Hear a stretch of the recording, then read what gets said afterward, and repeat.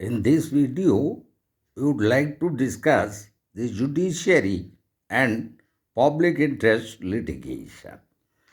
Public interest litigation initiatives received boost and enlargement of its scope and jurisdiction from Indian judiciary, but it became feasible only due to some public interest or conscious individuals and groups or voluntary social organizations and groups fighting for the civil, political liberties and rights.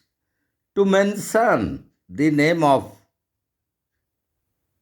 few such like Sheila Barshi,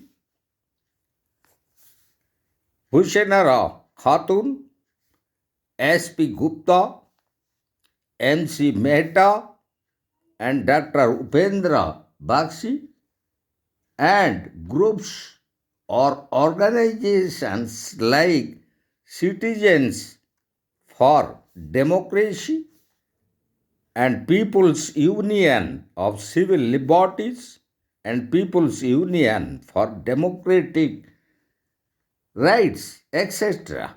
So it was all started with the case of Mumbai Kamgar Sabha case in 1978 by Justice Krishna Iyer and through Justice M.P. Thakkar, the then judge of Gujarat High Court, but Justice Bhagavati in S.P. Gupta case in 1981 gave a comprehensive exposition, and also in People's Union for Democratic Rights versus Union of India in 1982, the very concept of social action litigation was enlarged by the then Justice P.N. Bhagavati. So, the most important leading case, that is the rural litigation and enlightenment Kendra versus Uttar Pradesh in 1985, the Supreme Court ordered the closure of all limestone quarries in the Doon Valley of Uttar Pradesh because of reckless destruction of the habitat and the grave ecological imbalance in the area. And in our next leading case, that is Francis Kurali versus Union of India or Union Territory of Delhi in 1981, and in Sheila Barshi and Sunil Batra in 1980, held that right to life includes the right to live with human dignity and all that goes along with it. So also in Bandhu Mukti Morcha case in 1984, Justice Bhagavati directed the state to bring legislation for human and just conditions of work for migrant and forced laborers. And in our next leading case, that is Olga Tellis versus Bombay Municipal Corporation in 1986, the court expanded the meaning of right to life and personal liberty to include right to livelihood in Sheila Barshi versus the Secretary of Children Aid Society in 1987, it made observation on children homes as their conditions were not meeting the very purpose of formation of such children aid society. And in MC Mehta versus Union of India in 1986 and in 1987, the Supreme Court expressed and formed very guidelines on environmental pollution and also determine compensation. And in our next leading case, that is Mohini Jain in 1992 and Uni Krishnan in 1993, which were dealing with educational rights of citizens. So also in MC Mehta versus Union of India in 1996, a PIL was filed regarding laborer in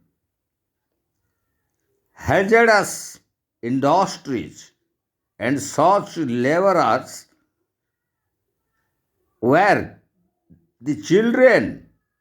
So, to banning children and forcing to work in hazardous industries, and for that purpose, MC Mehta also appealed for creation of a child corpus fund, and that child corpus fund with a contribution of Rs 25,000 for each child from the employer and also from the government to ensure compulsory education of the child.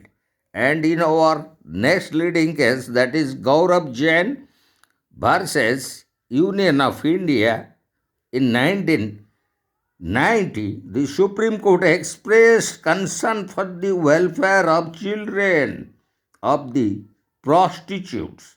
And in the next leading case, that is Common Cause, a registered society versus Union of India in 1993, the Supreme Court expressed for the implementation of the provisions of the Consumer Protection Act 1986. And in the next leading case, that is Charan Lal Sahu in 1990, which is also considered as Bhopal gas leak case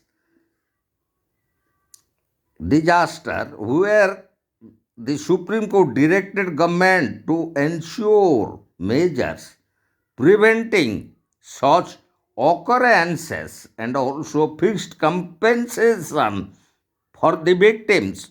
And in our last leading case, that is Indian Council for Enviro Legal Action versus Union of India in 1996, the court held that pollution of environment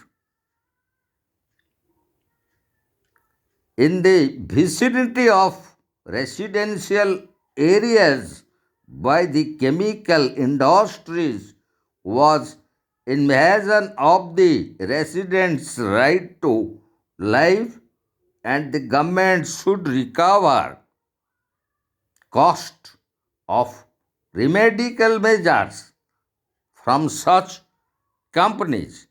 So, these are the very important leading cases which dealt with public interest litigation and how they provide socio-economic and political justice through public interest litigation. By those leading cases, as they were decided by the Supreme Court.